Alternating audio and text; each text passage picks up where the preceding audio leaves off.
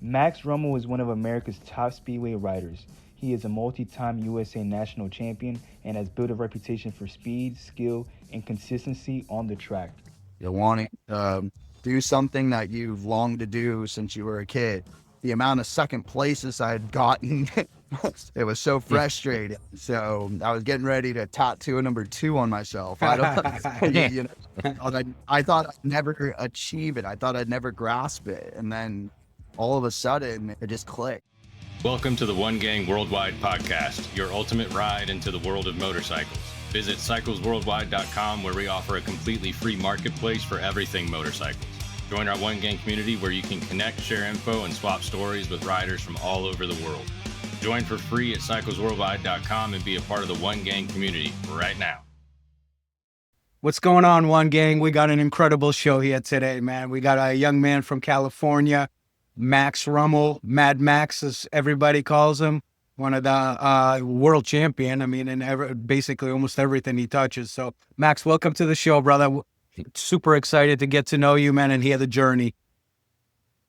Yeah, no, excited to be a part of it. Sweet. Mad Max, we're pumped. We're going to start off with a speed round of break the ice thing. It's 10 rapid fire questions. So you ready to rock on it? Yeah, let's do it. All right, cool. What's your go-to meal before or after a big win? Oh, In-N-Out. In-N-Out, In-N-Out 100%. burger, nice. Right on.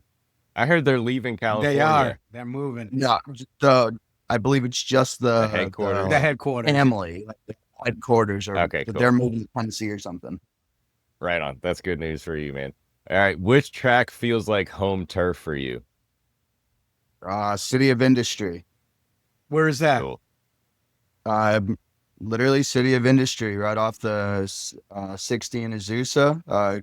Kelly Inman promotes it. It's probably about 15 minutes from my house. I've had a lot of success there and done very, very well. Okay, cool. All right, racing playlist. What songs get you hyped before a heat? Oh man, that's a good one. I'm so diverse in my music, so it's hard to pinpoint something. For some reason, I love a good sad country song. Makes me feel like, okay, let's turn it around. Let's turn it around. Type deal. That's cool. Okay, that's a first. That's unique. Yeah, that's unique, man. Yeah, I love odd, it. but yeah, I love it. Right on. All right, if you weren't a speedway racer, what would you be doing? Probably riding motocross. I grew up racing motocross when I was younger, so that's probably where I'd be, or on some sort of 2 wheels. Nice. Natural progression. Cool. All right, what's one thing fans would be surprised to learn about you? Ooh, people that don't know what the sport is. I mean, this isn't our day-to-day job. We have most of us have day-to-day jobs that we go out and do on a weekly basis. If you don't know what Speedway is and you show up for the first time, you'll see us especially at Costa Mesa, we're we look like superstars, but for the most part, we're just average people that are just trying to go out and have fun on a weekend. Yeah, man. That's cool, man. That kind of adds to the lure of it. Yeah, I love it. For sure. All right, who's your biggest rival that also pushes you to be better? Brock Nickel. He's been a longtime friend of mine, longtime competitor. We've grown up racing with each other, and I think me and him have pushed each other, especially the last few years, to be better. Man, unbelievable. You guys are neck and neck every single time you guys ran across each other. That was so awesome to watch, man. Yeah. This is off script, but what about your little brother, Dylan? When you guys hop on the track, is there some kind of family brotherly rivalry? How does that go? Do you get to race against each other much?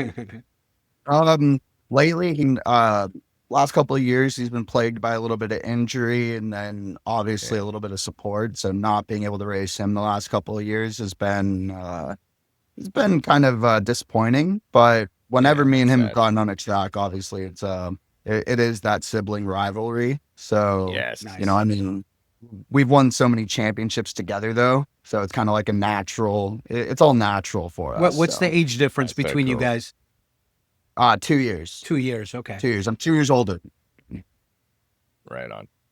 All right, favorite bike you've ever raced on? Favorite bike. KTM 50.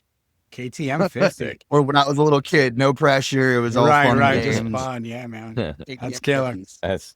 That's cool. That's like what the 50 represents. I love it. Yeah. All right. Do you have any pre-race rituals or superstitions? Wear the same socks or anything? Uh, I learned one thing from a guy named Billy Hamill. He's the 1996 World Champion. Big mentor of mine. But there was one night where I was really nervous about an event that I was overseas for, and he told me, sometimes you just kind of have to walk away, sit down for a second, and get away. So now I make it a point to, whenever I'm getting ready, to be out of my pit or try and be away from people for that 5 or 10 minutes while I'm getting ready. Just kind of clear my mind, take a deep breath, and keep things focused. That's killer. Great That's advice, awesome. Terry. We call that an emotional timeout in our family. Yeah. All right. One piece of gear or merch you never go to the track without. Ooh. Piece of gear or merch. That's a good one. My massage gun. The massage Love that gun. thing. Yeah, my massage gun. I have a little massage gun. I can What rub it all. what do you got going on? You got shoulder problems? No, I don't really have any problems. good. It's just something that for some reason I love to have, and it makes me feel Loosens good. everything up. Yeah. Man.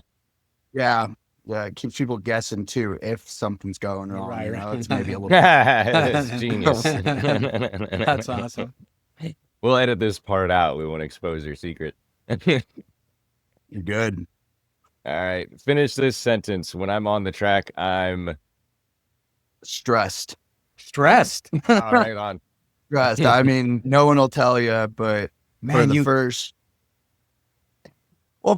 10, 20 seconds, you're nervous. I mean, no matter how much composure, no matter how cool you look, until that clutch drops, you're nervous, man. I mean, at least for me wise, I've never gone to a race where my palms aren't a little sweaty or, things just aren't coming.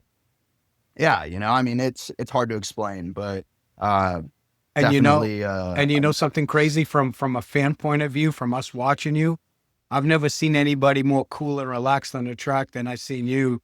Like, I'm looking at you, right? We're watching you through all the races. Never And get stressed. I'm like, for you to say that, it blows me away because you seem so loose. You're kind of grooving a little bit with the music going. You see, you kind of just like chilled. I'm like, we even, I think Ben and I actually might have even pointed it out. I'm like, dude, look how chilled he is, man. That's just pure freaking talent right there. Composed, man. Composed, yeah. You made it through the speed round, and before we start, I gotta share. It's talking about fangirling. I got 3 little kids and showed them all the videos. They're thinking it's the coolest thing ever, and I thought ahead of time that they would love it. We were getting pelted with your little rocks and stuff from the track. So I brought these back for the kids. They think it's the coolest thing ever, man. Well, let's start back in Garden Grove, man. What was growing up like for you?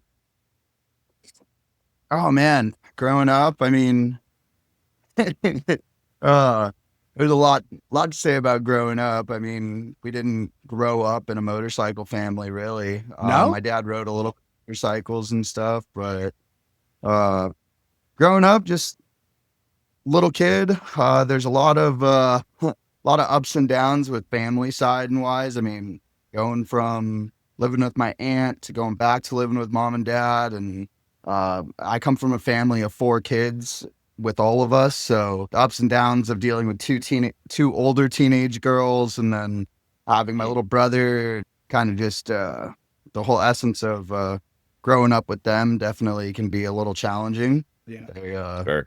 Motorcycles and stuff, we get a lot of dad's attention. They get a little jealous, but it's it wasn't always the easiest growing up with it all, but it's we pushed through. I know the motorcycles came into your life early also, but were there anything prior to that you kind of loved to do, draw, whatever it was? I mean, anything?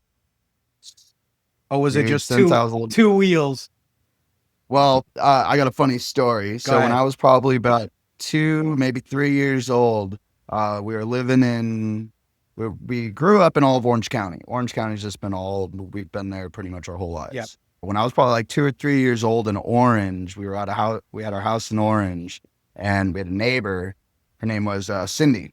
And apparently my mom went and took a shower. Girls are at school or wherever they are. Little brother, he's still baby, you know, getting looked after, whatever the case may have been. I somehow sneak out of the house because I hear the neighbor vacuuming her living room or something. Well, I end up sneaking out of the house, going into her house, stealing her vacuum. I'm dragging this vacuum down the street. My mom comes out freaking out, looking for me, not knowing where I'm at. I'm walking down the street with a vacuum. My mom looks at me and goes, where'd you get this vacuum from? And I'm like, vroom, vroom. All I could say is I want to ride. Wow. I'm walking around with the plug, trying to find somewhere to plug it in so I could try and ride the vacuum. That is So, freaking funny. I mean, from that young of an age, I've always wanted to ride a motorcycle of some sort, or I've always been intrigued by an engine. It's Hoover. I don't know what. Yeah. Man. Hoover or any other vacuum cleaning companies that are listening. Some sponsorship to this young man, please. That would be funny. That would be awesome. That's killer, man.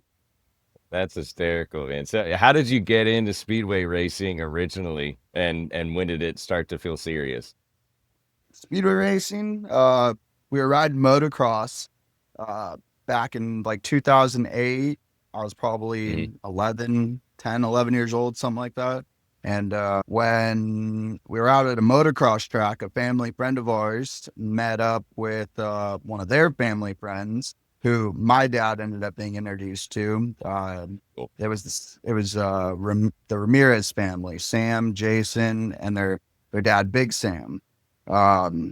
They introduced us all. We rode motocross together out of like Milestone MX, Lake Elsinore, Paris. You know, we've gone all over the place with them, and they rode Speedway. So they asked if we wanted to try and race Speedway, if we wanted to come out and try a Speedway bike. We went out to Paris, flat track, and I gave her a go, and I absolutely loved it. By the end of the first day, I was sliding around the corner. I was kind of just hooked. So, yeah. And did you ever have that type of a feeling on motocross? Oh, no. I mean, this was so unnatural. It was so unnatural to anybody who rides a speedway bike for the first time. If they come from a previous motorcycle background, they'll completely tell you it's nothing like they've ever done before. It's just unnatural. Right. So, and then serious wise, 2013, I turned 16, was able to start racing the big bikes with the pros, and then things got real. That's when things got, you know, I mean, you're not just racing for just a trophy anymore. You're racing for a little bit of a paycheck, and you're stealing somebody else's money. So that's kind of when things start to get a little serious.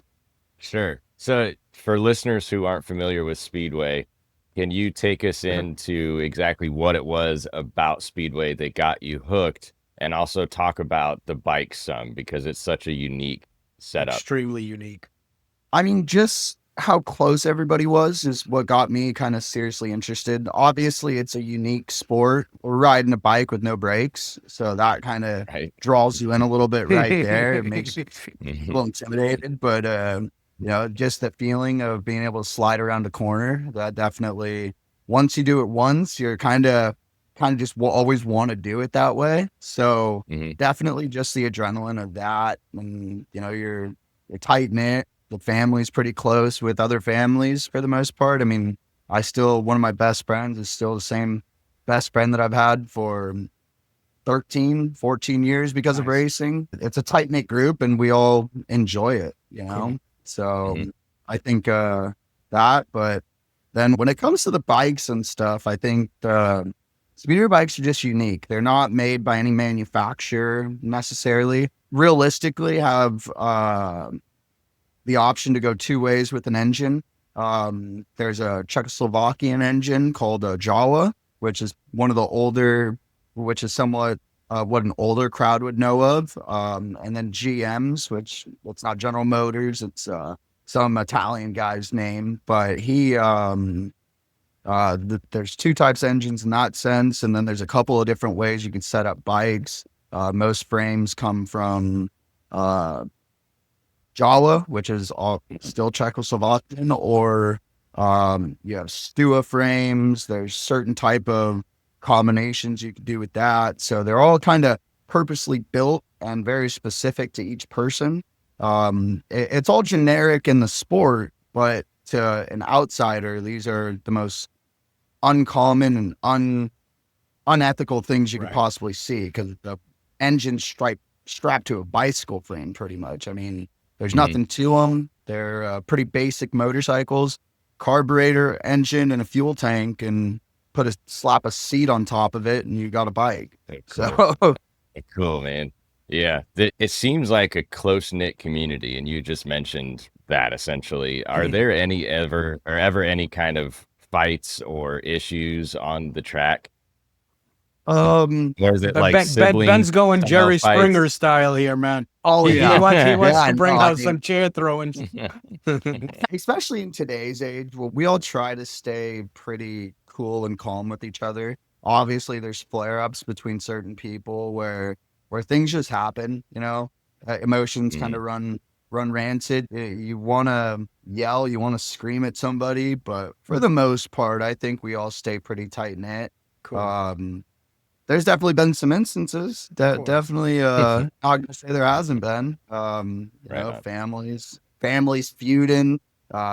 People are pissed off at each other. There's people are flipping each other off from the crowds. Families are getting into it in the crowds. I mean, there's been a couple instances with people on the track wanting to fight each other and stuff. And I think at Costa Mesa a few years back, that actually did happen. I think between Brock Nickel and Austin Brodel. I think them two, honestly, it was a hard race, and I think one of them taunted the other, and the other didn't have it, so they got off the bikes and squared up in the middle of the track. And I thought I was actually in Poland racing a World Championship qualifier at the time.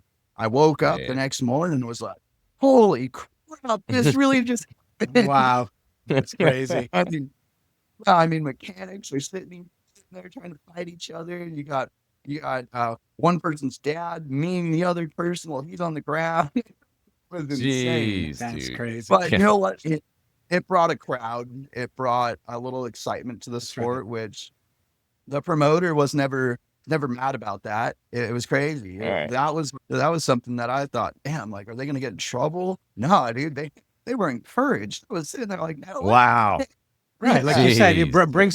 brings a little more flair to the sport from the outside source. So As long as it's nothing too serious, I don't think they were too concerned on it. I think things definitely elevated from that with families and friends and stuff like that, but for the most part, it stayed pretty civil.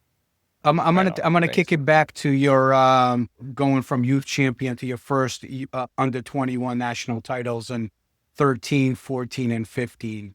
I know you kind of touched on it a little bit now that it was getting serious. Now you're taking paychecks off somebody's food table. I get that part. But at that young age, man, what was driving you back then? When I was 16 in 2013, when life was good. We had good support, good sponsorship. I had really good equipment. Things were good. It's hard to. I had good people around me. There was a lot of, like I spoke on it earlier a little bit. Billy Hamill, he's the 1996 World Champion. He came in and actually supported us quite a bit, as in me and my little brother. Mentored me to the fullest. Me and him have always had a really good relationship, and being 16, you have a world champion helping you out. You take every inch of that and kind of apply it to what you're trying to do. You really can't go wrong in that sense. You got a guy that's done it all, has won everything at the top level in the sport, and he's sitting there telling you things, giving you advice. You're bound to take it and run with it. So it was a cool experience having him around and being able to jump from the little bikes, because realistically, the little bikes, I never won a championship. I didn't win my first championship until I turned 16 and won my under 21. So that was definitely the changing of the guard, having good support and equipment behind me. the thought of wanting to be on the World Cup team. Back then, there was a Speedway World Cup. You wanted to do everything you could to be a part of that team. There's nothing better than throwing the stars and stripes over your chest. So, No question. the goal to be on the World Cup team and race for your country. That was a big support. And then 16, you're on the big bikes. You want to make it overseas. You want to go race Speedway in Europe. You want to be part of the big league and kind of make a living at the sport. So that's obviously the pushing point and the goal that was stated when I was there. How was that for you, though, at such a young age, to be able to experience that type of, now all of a sudden you kind of get into this sport and here you are 3 straight years in a row, world champion and under 21. What was it for you personally at that young moment? Because that's a young age and now you've got a lot of responsibility in your back because you won it 3 straight times in a row, man. Take us a little bit into what was going through your life at that point in time. Well, I mean, the 3 in a row, that was, like I said, it was just a really good time. You know, life was good. Family was good. People around us were good. We had a lot of, like I said, just a lot Everything of just support. aligned. So, yeah, I mean, my first one, I didn't really expect to win my first under 21. That was kind of an unexpected race win that I had gotten at a young age. So I remember making the final and being there in the final with there's Austin Vroddle, Bryce Starks, and a kid named, I believe it was Tyler Warren, and just being on the line with them, I was stoked to be in the final 4 for an under 21 championship. So when I think we had to do it two or 3 times, it was one of those nights where we had to make a start 3 times. Oh, wow. And, well, once I won that first one, the roll the ball started rolling. That's for sure. Gotcha. That's killer. Thanks for answering that, man. Yeah. What's up, One Gang? I used to think that if I spent big money on riding gear with a logo on the back, I was getting top quality. I gave Leather Up a shot. I wasn't sure at first, could I really get quality gear without spending a fortune? But after putting tens of thousands of miles on their jackets and vests, I had my answer. No busted zippers, no loose stitching, just solid, well-made gear that lasts. Leather Up carries trusted brands like Milwaukee Leather, Hot Leathers, and more, with gear for every rider and every budget. Plus, their customer service actually cares and picks up the phone, something rare these days. So do yourself a favor, check out leatherup.com. Whether you need jackets, vests, chaps, boots, helmets, or luggage, they've got you covered. And because you're part of the One Gang Worldwide family, use code CW20 at checkout for 20% off your entire order. Stop overpaying, gear up with Leather Up, and see the difference yourself.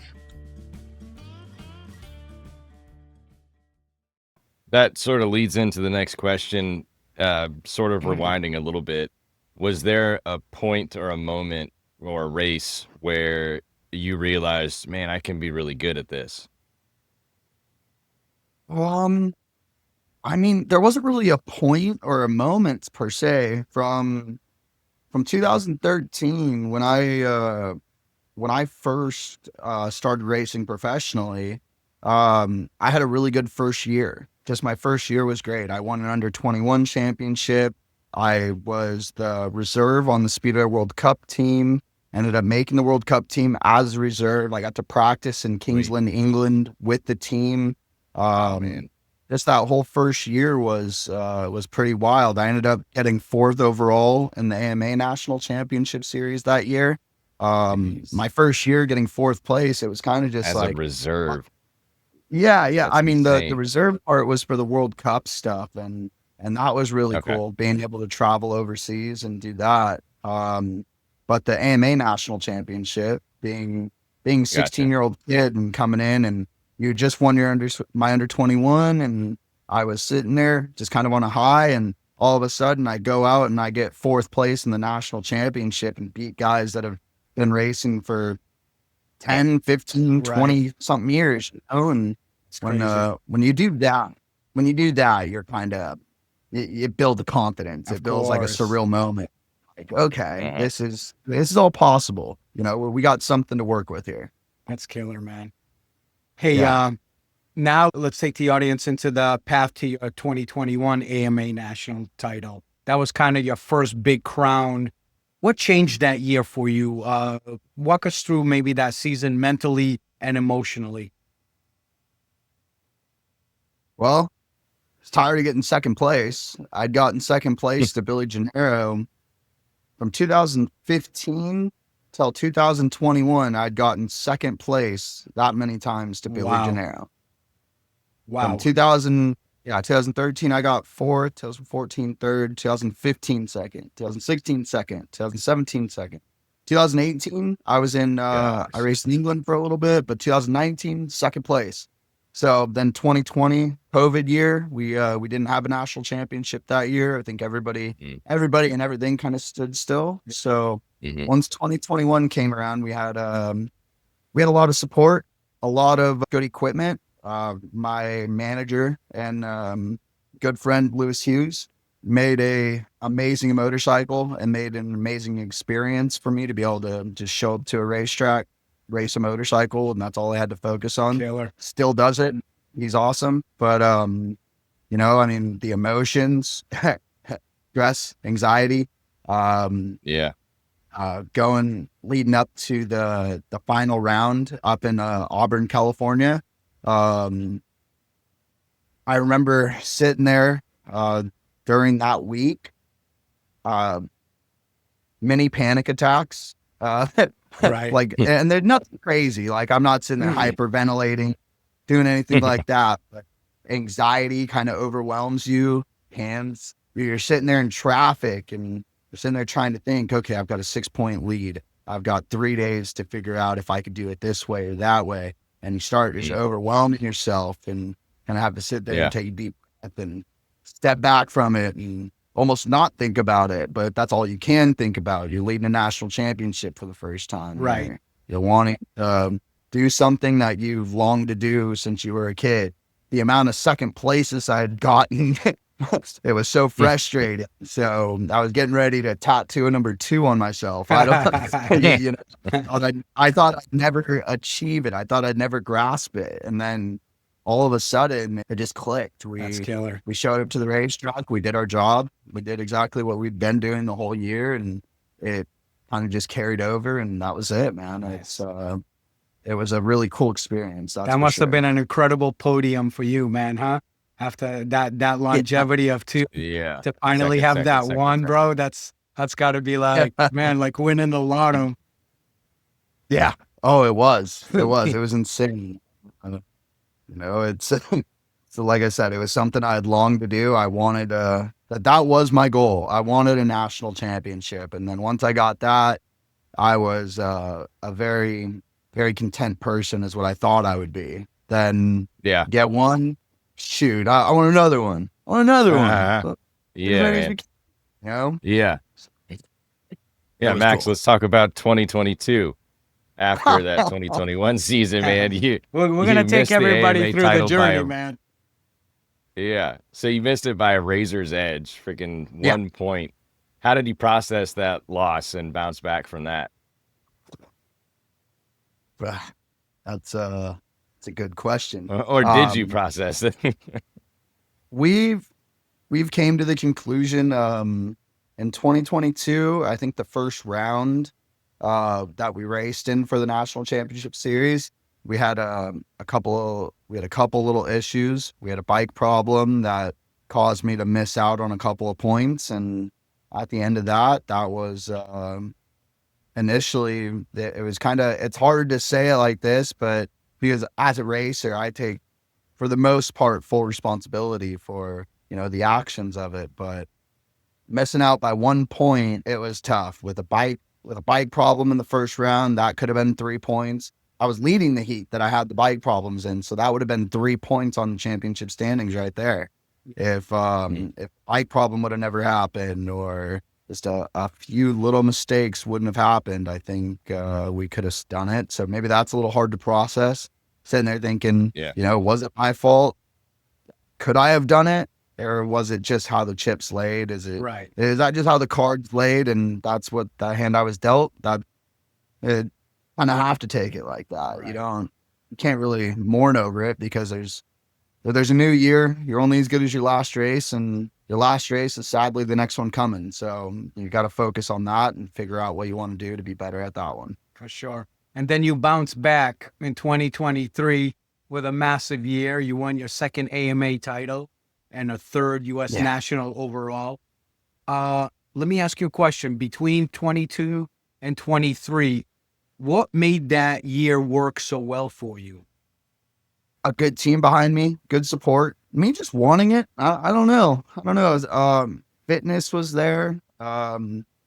We were doing everything in our power to make sure we had equipment that was rideable. We had the opportunities to practice, and there was a lot of testing, and we were able to really dive into it. There's been some years where it's a little tougher because life gets in the way, work, like I was saying earlier. Some years are busier than others. We all have a day job, so it's tough to navigate it all, making sure you're keeping your employer happy while still trying to keep yourself on a motorcycle as much as possible. You're trying to test. You're trying to stay in the gym, stay fit. It's crazy. We don't need to be any type of super fit. We go 4-lap sprints. It's crazy. But the amount of stamina it takes to do that 7 times on a night for a championship race. You have a bike that for 4 laps is pulling out of your arms. If to the average person, you're not holding on to the thing, and we're sitting there trying to figure out what that slight edge is between out of control and being in control. We're right there on that edge. So fitness is a big part, being able to control the bike. These bikes, it's all about weight. You're trying to keep your weight on the thinner side. You're trying to stay a little lighter on the bike. These bikes only have so much power. We focused a lot on fitness. We had a lot of good equipment. Engines were on par. Equipment was on par. It's kind of crazy to just think about it. Things just click. And if things are clicking, you're having fun and you're riding a motorcycle and doing these things are the easy part. Is your left leg stronger than your right? Realistically, my right leg would probably be the stronger one. Having to the amount of pressure we put on that right foot peg when we go into a corner and slide. Got it. It's probably a lot. That's crazy. Realistically, the left leg, we use that as just a balance. It's like a bull rider. If you're right-handed, you hold on with your left and you balance with your right hand, right? Well, we turn left. So that we have that steel shoe. So that's pretty much all it's for, man. It's just a balancing act. That's our teeter right there. I hope more people go to YouTube and watch this because to watch we're gonna link to watch the type of racing that you do, because it is just absolutely insane. It's so much fun to watch. It's so different than the norm. That's what makes it so cool. Yeah. It's one of the most interesting things I've ever done. Yeah, no question. Yeah. Serge and I were blown away. That was so fun. And Robin, our buddy Robin Hartfield, who we've had on the show, he took us, he invited us, and we're looking over at him and he's just grinning, watching us with our eyes blowing up. That was so fun to watch, man. Yeah. So you mentioned it prior, your, the one word when you're racing, you mentioned stressed. Let's talk about consistency a little bit. Outwardly, you're known as calm, cool, collected under pressure. You put off that appearance at least. How has your emotional game and your preparation game evolved over the years since those early days? Oh man, the emotional side of it never. Just getting older. You're getting older. You get a little bit more mentally matured. You're able to kind of deal a little bit better with high stress situations. I think everybody, as they get older, they start figuring out how to deal with situations a little differently. Consistency is a huge part of it, though. I've over the last handful of years, the amount of second places shows consistency. We're consistent right there. Consistently second. Yeah, I mean, well, it's just consistent in general. You're right there in the fight, and to win, you got to be there, right? So if you're, well, I know I can be consistent, and I know mentally, my natural ability isn't far off from everybody else's. Well, we all know, especially at this level, we all know how to ride the bike. We all know what we're doing. So when it comes down to it, it is just a mental head game. Yeah. Who's got a little bit more of an edge at the end of the night? And my little brother, he always said it best. There's a different aura, there's different aura when you go from racing your heat races throughout the night to walking out to a main event. It's a different feeling. A switch turns on for some of us, and until you kind of figure out how to turn on that switch, you'll never quite be there. But for some reason, a handful of us top guys, we know how to flip the switch, and all of a sudden there's a different aura that comes into a main event that the mind goes blank and you figure it out. Right. There's it's so hard to explain. It's a different mentality. You're not going through a night of racing thinking about the main event or when. Well, you are. That's what you're thinking about. You're thinking about getting to the main event because you want to win that main event. The whole night is about getting to the main event. Yeah. Once you're there, that's it.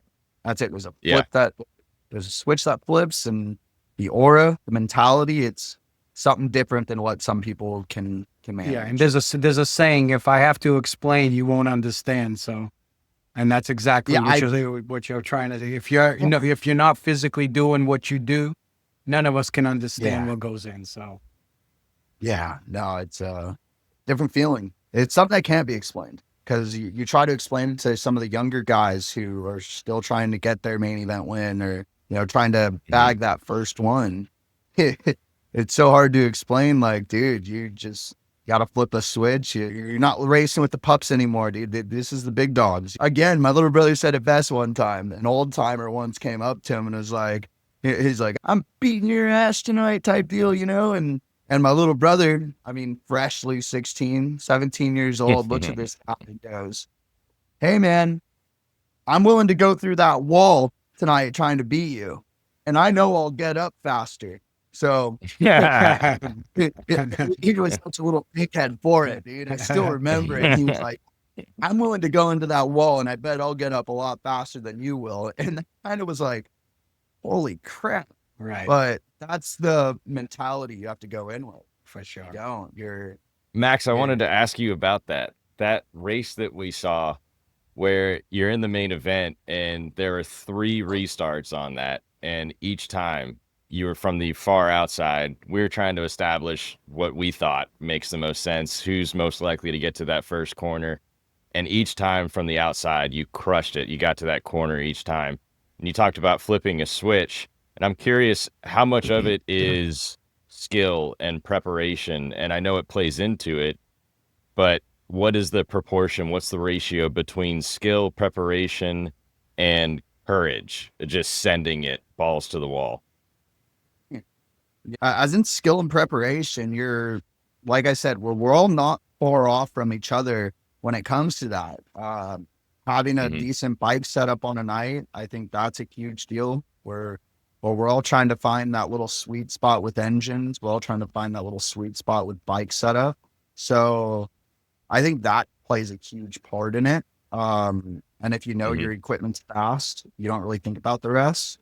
If you know the bike's fast and the bike's working, courage just kind of comes with it. Because like I said, we've all been, for the most part, we're all in the situations on a weekly basis for the most part. There's a handful of top guys that are consistently there, and we know the bikes are going to work. We know where we have to be. When it came down to that main event, every main event this year has been won from that outside gate. That outside gate, gate 4, which is what we call it. The very inside is gate 1 to gate 2, gate 3, all the way up against the walls, gate 4. So from gate 4, every main event at Costa Mesa this year has been won from it. So when you walk in to a main event like that, you have first gate choice because you went perfect the whole night. You didn't lose a race all night, and all of a sudden you have first gate choice. You kind of just go to the first place that you think is going to be the best. And for the last 4 or 5, how many ever races we've raced there this year, gate 4 has been the winning gate. Max, So, that was my follow-up. I wanted to ask a piggyback of what you're saying right there, because it's so interesting to us. You know, we don't know this stuff. This was the first time we actually experienced it. And we were trying to figure out, like, why, because obviously you finished perfect in the points, so you got to choose your first space. Did you feel that if you were in gate 1 compared to gate 4 or 2 or 3, that you would have had the same results? Or is it just better to come from the top down? Like, can you take, like, guys like us who really don't know too much in it, what the difference between the gates is as far as the takeoff? when you only have 4 laps, starts are everything in this sport. So when you're coming from the best gate of the night, it's hard to mess it up. I've won a main event from every gate at that track. There isn't a gate that I haven't won a main event from. I've won from gate 1, I've won from gate 2, I've won from gate 3, you know? So, I mean, I would like to say yes, as a confident person, but realistically looking at it, it's hard to say that I would have been in that position apart from, you know, really making something happen within the 4 laps. Gotcha. We're all right there on skill level. We all have the general setup of the bikes and everything. So whoever has the best gate is a hard person to beat, especially with all 4 of us on our game. It's well, it's pretty tough to win from not the best starting position, or at least not make that start, right? Because like I said, it's a 4-lap race. You only have so much time. And if you could ride 4 easy, smooth laps and control the race from the front, it's a hard thing to lose if you know what you're doing. Absolutely. So gate 4, to answer the question, I would love to say yes, but because I think I could have maybe done something throughout the night of racing or throughout the race that would have put me into first. But knowing everybody else, I think everybody would have taken the same advantage that I had. Gotcha. Made the same start, because like I said, every main event has been won from gate 4 there this year. Thanks for So it's hard it's hard to say because like I said, every one of them's been won from that. Absolutely. You've had huge success in best pairs format also. What's the experience like compared to riding solo? And I did want to ask you, can you give us the major difference for people who kind of unfamiliar with the pairs, how that circulates and how that properly works as a team? Pairs racing is actually kind of just how the sport was originally evolved from. Speedway is kind of like soccer.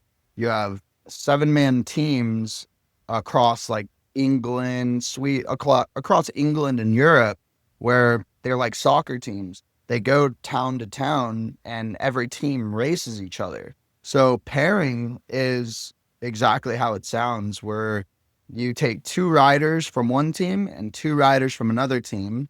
You intertwine them in the gating position. So if I'm in gate 1, my teammate's in gate 3, the other team is in gate 2 and 4, or vice versa. When you're racing those types of events, you're racing all for points. You're not racing for yourself anymore. You're trying to make sure that you and your teammate are first and second and third, or first and third. You just don't come last. Got it. Don't come last. That's the only place that doesn't get points. So team racing wise, me and my little brother have done very well in that. We've had a lot of success, and That's great. It's something that's just, I don't know. It's hard to really explain it, because the team racing is kind of what we all strive to be a part of when we go to Europe, when we go to England, and that's kind of the goal, is to be on that, because that's where a lot of these guys, especially when you're making a living at the sport, that's how you're making your money. Gotcha. So team racing, you're racing with a teammate, and you're trying to not just win, but make sure that the teammate is there as well. Sometimes you're manipulating races to try and get your teammate in front of another person. For 4 laps, if I'm in first, I'm in a team with my little brother and he's in third. If there's a guy in second, maybe I'm trying to slow down a little bit on the inside, trying to slow down the guy on the inside a little bit, maybe trying to control the race and maybe get my little brother to maybe get a big run around the outside to go past us both. Right. And then we're taking up the entirety of the track to try and make something happen in that sense. It's That's awesome. team racing it's a unique sport, that's for sure, when it comes down to it. That's crazy because at the speeds you're coming around the track with no brakes and no mirrors to be able to determine who's on the side of you and who's not on the side of you. That is freaking insane, man. You've incorporated the "No one cares, work harder" slogan on a T-shirt. You brought it into your identity. Tell us. There you go. I got to figure out where to get one of those shirts, by the way. But so just let us know. Just send me an email. We'll get some. Oh, that's awesome, man. Thank you. So we'll proudly wear it on our show, man. Yeah, absolutely. Cool. So tell us about what that means to you. Why you brought it into your world. Just to mess with people. I say it every day. I'm at the gym now. Now it's just become like a little ritual. If I go to the gym and I'm sitting there and, I don't post.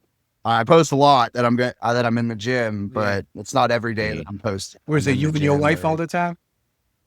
Yeah. Me and my fiance.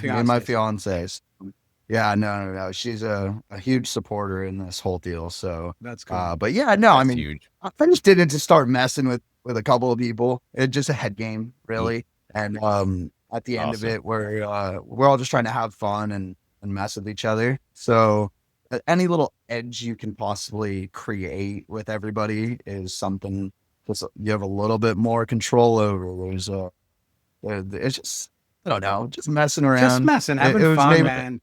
Yeah, you're not offending anybody. It's a fantastic. Number one, it's a fantastic freaking slogan. So it's absolutely the truth. Nobody does care. Work harder, man. Just outwork the person. So that's what it's about, man. I love that. That's fantastic. I want to ask you, everybody knows you as a world champion. What's life like off the bike? Like, how do you balance training, pressure, traveling, regular life? Now you're getting married. What's your life look like when you're not racing? Hectic. 60 hour work weeks where I run a drill rig for an environmental testing company. So like core sampling, direct push drilling. We're doing a lot of different types of stuff like that. So, we work 60 hours a week.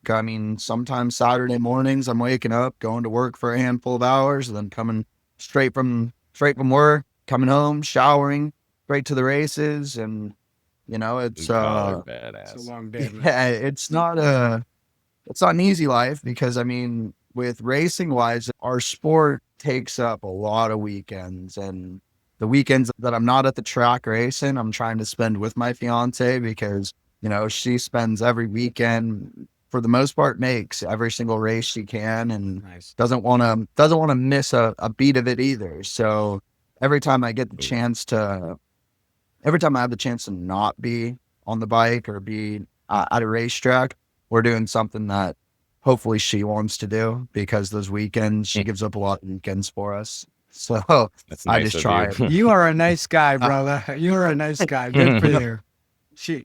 You know what? And that's what it's all about, finding a balance. Well, training wise and stuff like that. As soon as we get home from work, I'm straight over to the gym, trying to get a quick workout in, just get myself sweating, get the heartbeat going, trying to just stay physically active in that sense. My job already kind of allows that as well. It's a pretty physical job as it is. So being involved with that, and then obviously just having a simple social life after it. We've got a good group of friends behind us. There's a lot of cool people in our lives that are very involved in not just the racing aspect, but that are very involved in just what we do, enjoying ourselves, going out, having fun.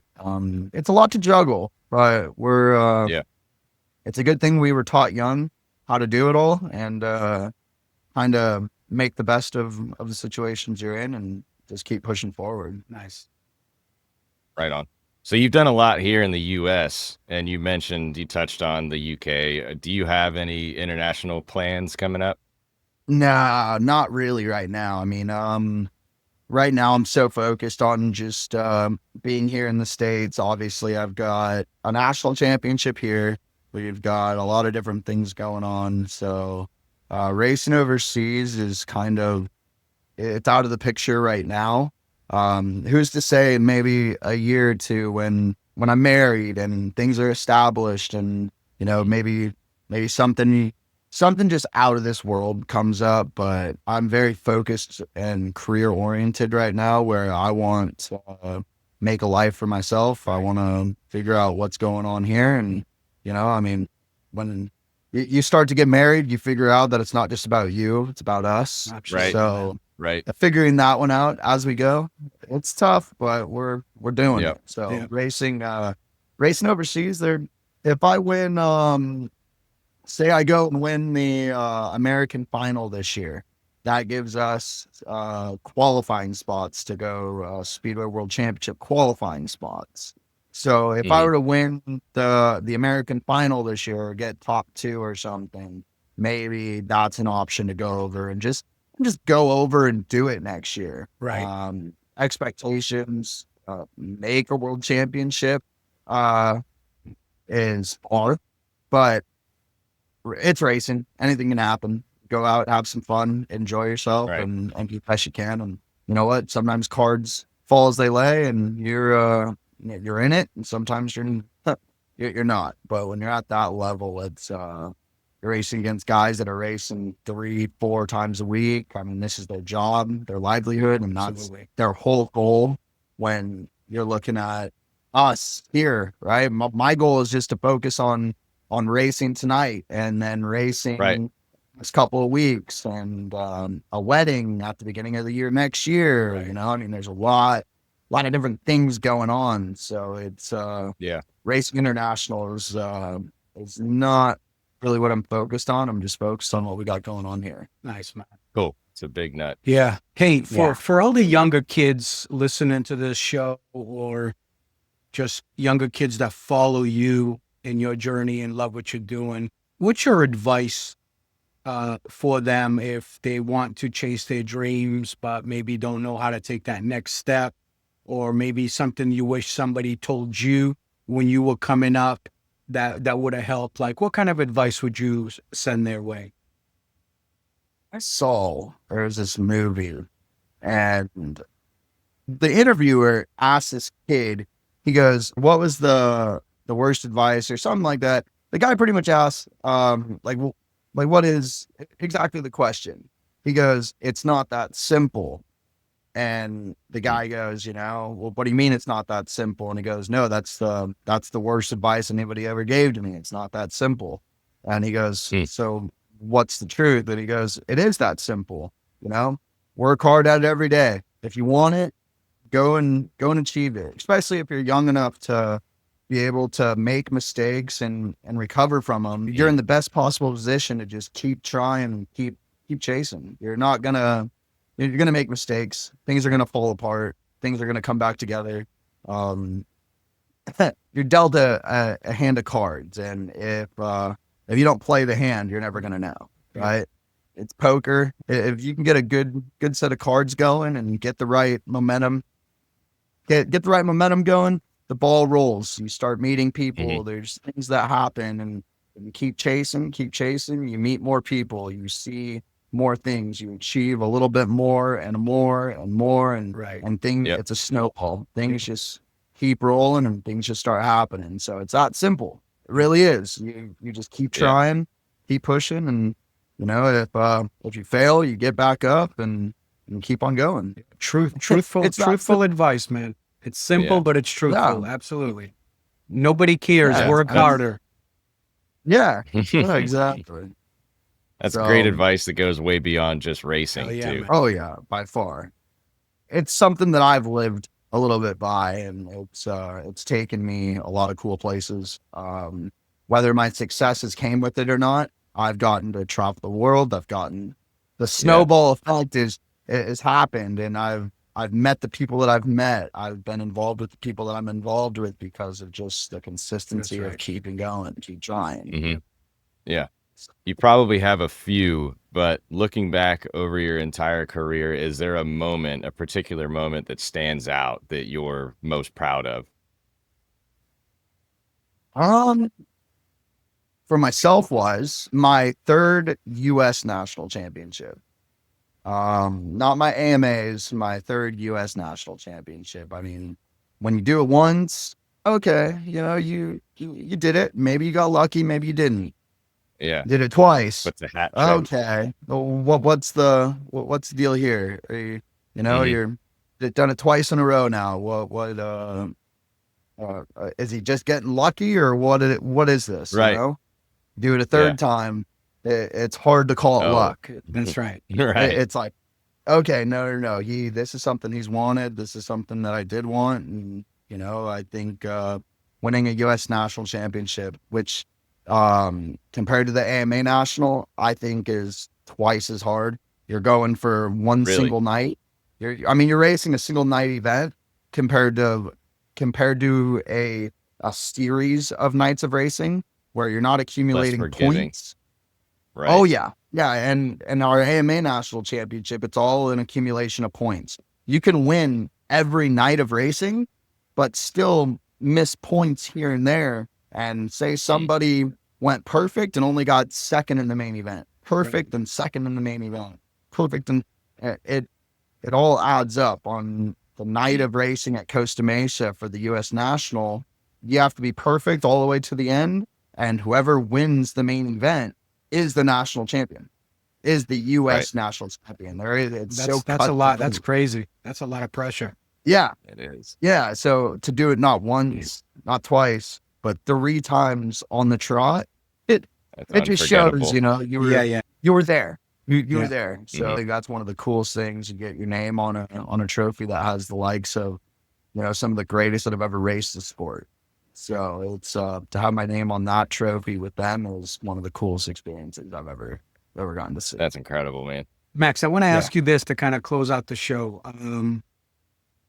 Speaking to you, this is the first time we've ever had a chance to talk to you. We watched you race. Obviously, we reached out and wanted to kind of find out your journey. You are a truly humble and kind kid. I mean, to me, I'm 54, so I'm going to call you a kid, But but reality is man, it's like it's incredible to talk to you and see how grounded you really are in your life. You got a lot of these amazing things happening. You're getting married. You're trying to build a future, buy a home, whatever you guys are planning to do build your career. But for you personally right now, and let's stick with the racing world, okay? Because this is what the show is about. What's next for you? More championships, new ventures? Are you expanding your brand? Like, what is your goal going into these next 2-3 years? Next 2 or 3 years, I want one more AMA national championship. I've won everything in 3s. I've got 3 under 21s. I've got 3 best pairs with my little brother. I've got 3 U.S. national championships. I've got 3 state championships. Nice. I've got 3 Connor Penhall Memorial Cup trophies, which is probably one of the most sought after races in the Speedway world right now for us in America. There's a lot of cool things in that sense. I've won a lot of things in 3s. So if I can get one more AMA national championship and maybe touch on an American final for a 3rd time, that would be my end goal. I would be happy just riding my motorcycle after that and enjoying my nights of racing rather than having the stress of being competitive and chasing that goal. Understand. If I can win 3, my 3rd national championship for AMA, that would be something that I'd feel very, very comfortable with concluding all this, the whole journey of it all. Would you change your number to 3? No, my little brother's number 3. Oh, is he? He's number 3? My little brother's okay. Dylan. Well, all right, that's good. No, I would. Apart from number 1, I'm actually number 5. So that is my goal. That is my number when I'm not number 1. Understand. Gotcha. Hey, where can Um, people follow your journey, man? Where are you most active? Social media, and we'll link everything to the show notes. Oh man, social media, Instagram, Twitter, Facebook, all Max Ruml 5. Just first, last name, and the number 5. That's pretty Okay. much all my Instagram social media handles. Yeah, no, that's pretty much it, man. We're not a huge company. This isn't a huge. I'm not a huge person when it comes to social media. I'm not. No one that has Right. 50,000 followers or anything like that. I got Yeah. a handful of people on there, and you comment, like, do whatever you want, and I typically like and comment right back with you That's because awesome, it's man. not nothing crazy, man. That's You right. send me That's a killer. DM, you send me a private message, and I'm more than likely gonna say something back to you. So That's how we got a hold of you. Yeah, man. yeah, exactly. When So, we left, Hey, it's, I remember when we were leaving the racetrack, and because we were flying out the next day back to Florida, and both Ben and I were like, we got to reach out to Max, man. You think if you get him on the show, man, that was just too cool, man. I'm telling you, it was our first time experience it, man, and it was just so much fun. The races are so entertaining. It's not boring like this same thing over. I mean, like, it's so intense and Yeah. it's so quick and so much has to be It's done a within short such track. a short track. It's just freaking amazing. Yeah. Man. yeah. Well, what did they say back in the late 70s, early 80s? The old announcer Bruce Flanders, who R.I.P. to him, he was a amazing guy. Used to say a speedway race is a party that's interrupted every 2 minutes by a race. So That's I'm great. it's you got guys that used to be dancing on the crash wall with beers in their hands. You had trophy girls that were walking around in their bikinis Right. and stuff like that. That's what Speedway was all about. That's Man. killer, That's man. what I hope it's continues and stays being. A good activity for a Yeah. family to come out and have some fun for a night, let loose, and watch some exciting things go on because it's fast It paced, was close exciting. knit. I Yeah. mean, it's all happened so fast. 2 or 3 hours, you're getting 40, 45 races done, and it's happening quick. Yeah. So, Yeah, definitely rapid fire. What about like people that want to maybe catch a race? What's a good website or resource for them to go to? speedwaybikes.com. You can look at all the upcoming events. You can find results from all the racing going on throughout the United States. That's posted on very regularly, and Cool. you can pretty much get a hold of everybody through social medias on that. Everybody's got a rider profile on that website. Nice. Nice. And pretty much is a whole description on what's going on throughout the Speedway world throughout the year. That's killer. Well, young man, appreciate you taking the time, man. I know it's Saturday morning for you there in Cali, so getting up and doing the show with us, man. I truly appreciate you. It's been an honor to get to know Big you. time. You got 2 humongous fans here in Florida, brother, that are following your journey, and it's super excited to watch you as you continue to ascend and At number 3, man. yeah, man. And we wish Yeah. you, your fiance, a beautiful life together, and hopefully our paths cross soon again. Yeah, shoot, man. Might have to make a trip out to Florida. Come see what on it's all down, about, brother. huh? Anytime, Let's man. go. Come ride. Come right here Awesome. anytime.